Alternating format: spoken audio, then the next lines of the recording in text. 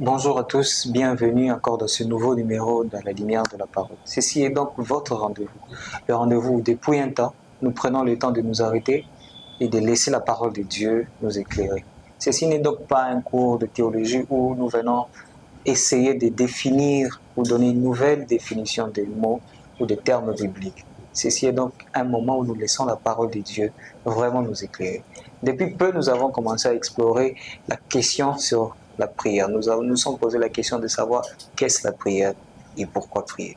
Et donc aujourd'hui, pour être dans le même ordre d'idées, et donc nous continuons avec le même sujet sur la prière. L'invité ne change pas, nous continuons avec le même invité. Il n'est plus à présenter, Osiansi Pangila. Merci encore. Merci beaucoup. Je crois que par moment, je massacre un peu le nom. Bien sûr, bon, j'accepte comme tout le monde pourrait le massacrer, mais ça se prononce Chimpangila. C'est plus simple que ça. Donc, merci encore de m'avoir invité. C'est beaucoup plus notre joie de vous voir. Merci beaucoup. Merci beaucoup de nous avoir honorés. Et donc, pour continuer sur cette même lancée, aujourd'hui, nous allons nous intéresser à une prière assez particulière, la prière que Jésus enseigne à ses disciples.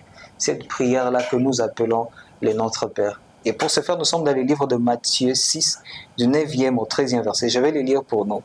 Tenez Matthieu 6, du 9e au 13e verset. Voici donc comment vous devez prier. Notre Père céleste, que la sainteté de ton nom soit respectée, que ton règne vienne, que ta volonté soit faite sur la terre comme au ciel. Donne-nous aujourd'hui notre pain quotidien. Pardonne-nous nos offenses, comme nous pardonnons aussi à ceux qui nous ont offensés. Ne nous expose pas à la tentation, mais délivre-nous du mal. Car c'est à toi qu'appartiennent dans tous les siècles le règne, la puissance et la gloire. Amen. Osias, en lisant ces textes, qu'est-ce que cela vous dit? Déjà, ça m'a ramené à beaucoup de choses. L'émission s'appelle À la lumière de la parole. Et j'ai appelé ça les éclairages. Alors, je vais expliquer verset par verset ce que la Bible est en train de nous dire ici. Et j'appellerai ça les éclairages. Donc, j'aurai le premier éclairage, le deuxième, le troisième, le quatrième. Alors, par exemple, ici, on voit, ça commence, Jésus dit, voici donc comment vous devez prier. Et il dit, notre Père. C'est le premier éclairage que nous avons dans ce passage. Notre Père qui est aux cieux. Donc, la première des choses que Jésus est en train de nous expliquer, c'est quoi? C'est que la prière commence par la relation. Donc, on ne peut pas prier si on n'a pas de relation directe avec Dieu.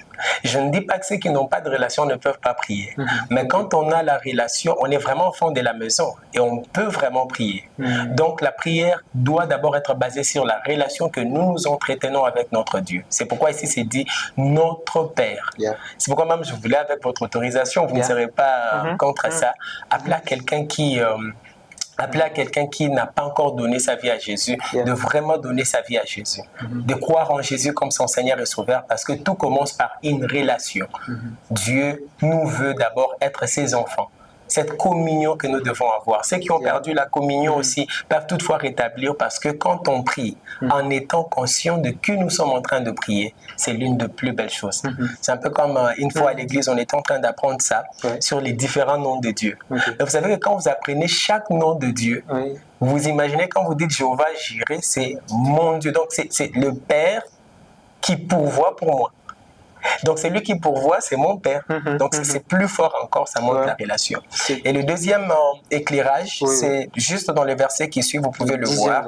Au 10e verset, la Bible est en train de dire que ton règne vienne, que ta volonté soit faite sur la terre comme au ciel. J'aime bien comment la version, une autre version nouvelle, la version français courant est en train de dire, ça dit plutôt que ton règne vienne, que ta volonté soit faite sur la terre comme dans les cieux. Parole de Dieu lui dit ceci: fais venir ton royaume, fais que ta volonté se réalise sur la terre comme dans le ciel. Cela veut dire que le deuxième éclairage que je vais donner, c'est que la prière aligne nos priorités. Ça veut dire la première de priorité, c'est Dieu d'abord. La Bible est en train de nous dire en Matthieu 6, 33, recherchez premièrement le royaume des cieux et la gloire de Dieu. Toute chose vous sera donnée par-dessus.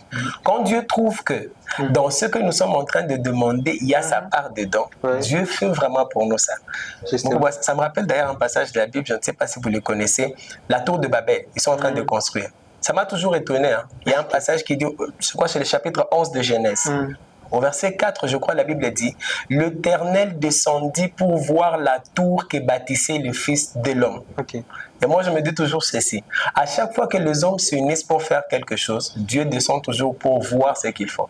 Mais quand Dieu trouve que sa part n'est pas dedans, il détruit ça. Et c'est exactement ce qu'on a vu dans la prière, dans la construction de la tour de Babel. Justement. Donc, le but d'abord serait le royaume de Dieu, la gloire de Dieu, le règne de Dieu d'abord. Tout à fait. C'est comme, ça me rappelle beaucoup de choses quand on est en train de parler de ça, point par point. C'est justement ça la particularité de notre numéro de ce jour. Nous irons point par point. Question de tirer le bénéfice de chaque texte. Effectivement. Et de tirer, n'est-ce pas, la bénédiction de ces textes, proprement dit. Parce que quand on le lit comme ça, on a comme l'impression qu'on est en train de faire quelque chose qui est un peu, on est en train de dire machinalement. Voilà, on récite tout simplement cette prière. Or, vraiment, s'il faut aller point par point, par exemple, quand vous avez dit de notre Père, cela requiert beaucoup de choses. Il y a une relation, comme vous avez dit, il ressort vraiment l'idée d'une relation. Et donc, à chaque fois qu'on parle, on n'a pas l'idée de parler à quelqu'un quand bien même qu'on ne voit pas Dieu. Déjà, ça, c'est l'idée, le côté un peu obscur de la prière. Mais déjà, on parle à un Dieu qui est responsable. Il s'est dit, notre Père. Il écoute nos prières. Il sait comment, justement, venir et donner la réponse aux besoins des siens. Et la deuxième partie, quand vous êtes justement sur cette idée du règne de Dieu, il dit que le règne de Dieu vienne, que sa volonté soit faite. L'idée vraiment de s'aligner à ce que Dieu veut pour nous, par rapport à ce que le Père veut pour nous. On ne va pas demander... ça me rappelle beaucoup quand... papa m'initiait un peu à la prière. La première fois, je me rappelle que j'ai vraiment prié. Il disait, croyez vraiment que quand vous priez, que vous allez recevoir ce que vous priez. Tenez, il dit, la prière, c'est comme, vous avez besoin de la banane maintenant. Écoutez comment est-ce qu'il initie la prière. Il dit, vous avez besoin de la banane maintenant. Fermez les yeux, priez. Et croyez que vraiment, vous l'aurez. Et c'est depuis ce jour-là que ma façon de prier a vraiment changé. J'ai toujours prié la prière comme si, voilà, papa va donner la banane. Vous voyez? Il va donner ce que j'ai besoin. Et justement, dans la suite des temps, quand vous lisez le 11e verset, je vais le lire. Le 11e verset, la Bible commence par dire « Donne-nous aujourd'hui notre pain quotidien ». Il y a peut-être là encore une autre... Effectivement, il y a un éclairage que je devrais d'ailleurs donner. C'est que dans la prière aussi, Dieu fait quelque chose. Dieu se soucie de nos besoins. Ouais, c'est beau. On commence par notre Père, relation. Deuxièmement, son règne, nos priorités. Mais troisièmement, merveilleux éclairage, Dieu se soucie aussi de nos besoins. Ouais, même Matthieu 6,33, il dit très bien, recherchez premièrement et toute chose vous sera donnée par-dessus. Jésus apprend la prière, mais dans ces mêmes passages, quand on lit, on avance, on trouve, il parle des oiseaux qui n'ont pas de place où dormir, qui n'ont pas tout ça. Et Dieu se soucie d'eux. Il parle de la fleur du champ, Dieu se soucie d'eux. À combien plus forte raison nous. Et c'est très important pour comprendre que Dieu se soucie aussi de nos besoins. Ça me rappelle un peu l'histoire de Agar et le petit Ismaël au désert. Il n'y a pas de l'eau, on nous a chassés. Et là, il a dit, Jéhovah, Roy, le Dieu qui voit. Il a appelé Dieu et Dieu a intervenu, il a répondu aux besoins. Il a donné. On peut encore se rappeler d'Abraham qui priait, il prie. Et subitement, Dieu pourvoit à la place d'Isaac, ce qui devrait être donné plus tôt. Et ça montre vraiment que Dieu, au-delà de tout, il se soucie de nos besoins. Quelqu'un l'a très bien compris, c'est Anne. Il dit, Seigneur, je vais faire ta volonté. Tu me donnes un fils, moi je te donne un serviteur. C'est que quand toi tu as déjà ta part, moi aussi j'aurai automatiquement ma part. Et c'est ça, c'est que chacun de nous devrait comprendre à chaque fois qu'on s'avance de Dieu. Dieu, il n'est pas égoïste en fait. Dieu n'est pas seulement dans non, vous devrez m'adorer, vous devrez... Non, non, Dieu c'est... Je connais ce dont vous avez besoin. Peut-être que ce dont vous avez besoin se cache dans le fait que vous devrez m'adorer. Vous devrez me donner ce qui me revient. Et moi, je m'occupe de toi en fait. Si tu me reconnais pour père, moi, je te reconnaîtrai pour fils et je te donnerai tout ce dont tu as besoin. Et c'est ça le quatrième éclairage très important que Dieu est en train de nous montrer. C'est que Dieu connaît nos besoins et il pourvoit aussi à nos besoins. Wonderful. Et donc, pour un peu récapituler, la première partie, on a une relation avec Dieu. Deuxièmement, on demande le règne de Dieu, donc la priorité. On laisse la priorité à Dieu. Troisièmement, il nous montre aussi, dans cette prière, Jésus nous montre que nos besoins aussi comptent. Et pour finir, les points où tout le monde n'aime pas. Les points où quand tout le monde commence à prier, vous avez vraiment l'impression qu'ici, mute. On n'attend plus rien. Cette partie-là, la Bible commence à partir du 12e verset. Pardon. La Bible commence par dire « Pardonne-nous nos offenses, comme nous aussi nous pardonnons à ceux qui nous ont offensés. » Et donc, il ressort vraiment l'idée dans cette partie quand il dit « Pardonne-nous nos offenses, comme nous pardonnons aussi à ceux qui nous ont offensés. » Il ressort ici l'idée de dire « Quand je m'approche de Dieu, je dois m'approcher avec un cœur sans un fardeau. Si, n'est-ce pas qu'il dit que quand vous allez à prier, si vous reconnaissez que vous avez du mal, commencez. Donc, dans cette prière, il rassemble tout ce qui doit être dit. Je peux dire comme ça. Pour tout ce qui doit être dit et que les chrétiens doivent, parce que beaucoup savent qu'ils doivent aussi prier, ça il faut le reconnaître. Beaucoup savent qu'ils doivent prier, mais ne savent pas comment peut-être le faire, quoi dire. Et justement, selon les canevas que vous êtes en train de nous étaler, le premier éclairage après éclairage, le quatrième, le pardon. Le merveilleux d'éclairage aussi. Parce qu'il nous concerne, vous savez, on aime beaucoup quand tout est tourné vers nous.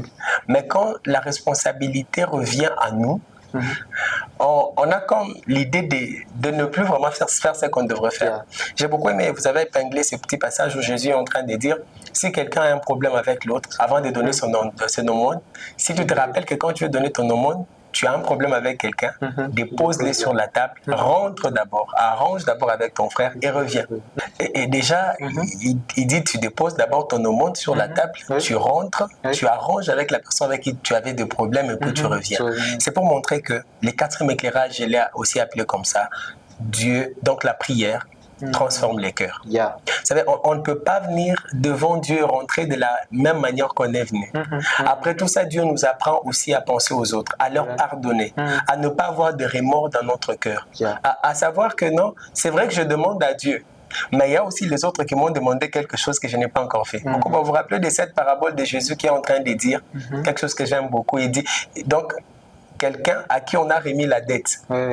Il croise quelqu'un en route qui avait une autre dette. Et il demande, on dirait, c'était quoi? C'était une dette, alors que lui a été déjà pardonné. Ça, Dieu n'aime pas. Dieu nous demande de pardonner aussi. Donc, il faut que quand on s'approche de Dieu, on est déjà en relation avec lui, il faut qu'on sente aussi que notre cœur a changé. On ne peut pas entrer dans la présence de Dieu et sortir de la même manière qu'on est venu. Le but de la prière, c'est aussi de transformer notre cœur. Parce que j'aime beaucoup cette chanson qui dit « brise la force du monde, brise-moi ». Parce qu'on ne doit pas qu'être là à demander, on l'a dit dans l'émission précédente. On doit être là aussi pour que notre cœur soit transformé. Donc c'est merveilleux. Et moi je demanderai aux gens, à chaque fois qu'on s'approche de Dieu, au-delà de savoir que c'est notre papa. Au-delà de savoir que nous avons des priorités. Et déjà, quand on a ces priorités, ça veut dire qu'on doit aussi savoir que le royaume des cieux, chez nous, là-bas, l'autre priorité, on nous demande de faire 1, 2, 3 choses. Moi, je trouve que c'est très, très important de faire comme ça. Super. Il y a 4 éclairages que nous avons captés de ces moments d'échange. Effectivement. Éclairage après éclairage, vous avez certainement tiré quelque chose d'assez particulier. Vous avez peut-être compris quelque chose. Une bénédiction, peut-être quelque chose que vous aviez peut-être oublié ou peut-être que vous aviez zappé. La prière de notre Père n'est pas une récitation. Ceci est vraiment un canevas selon lequel nous devons suivre et nous devons nous soumettre, n'est-ce pas, à cette façon de prier que Jésus nous enseigne. Osias, pour finir, pouvez-vous juste récapituler les 4 éclairages?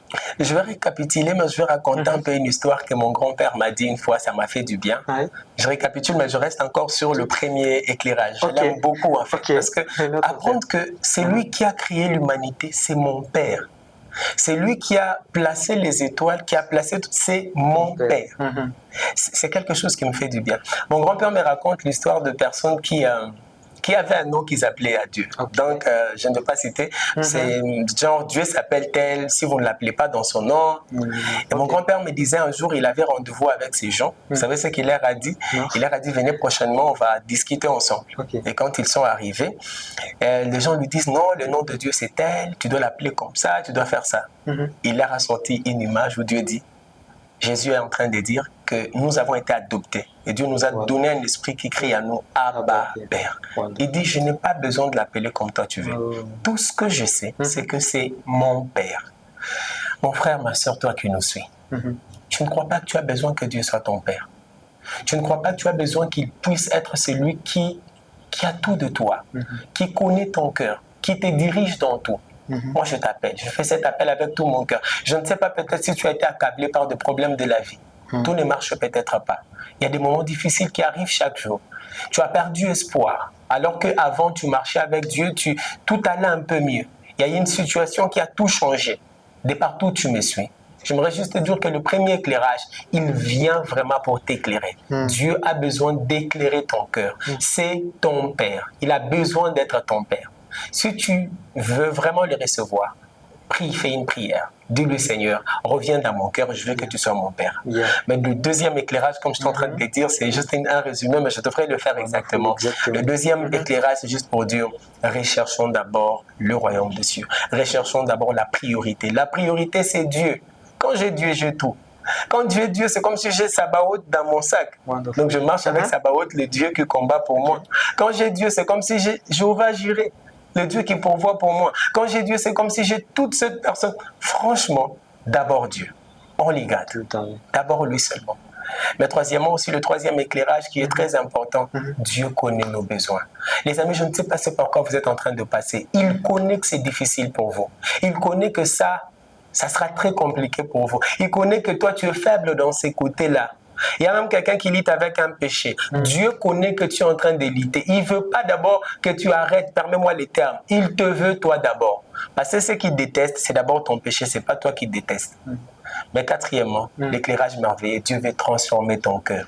C'est tout ce qu'il veut. Il veut que tu deviennes comme lui.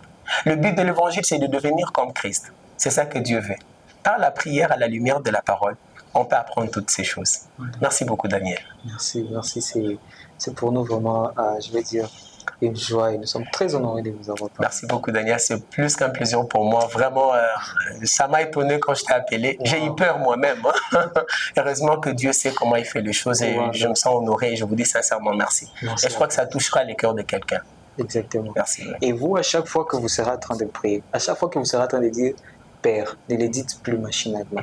Vous avez désormais compris à qui vous adressez. Vous parlez à votre Père, un papa responsable. Papa Moro, très responsable. Un père responsable qui sait justement ce dont nous avons besoin. Effectivement. Dites-nous en commentaire ce que vous avez compris de ces moments et le Seigneur sera. Abba, Père, toi le Dieu de notre salut.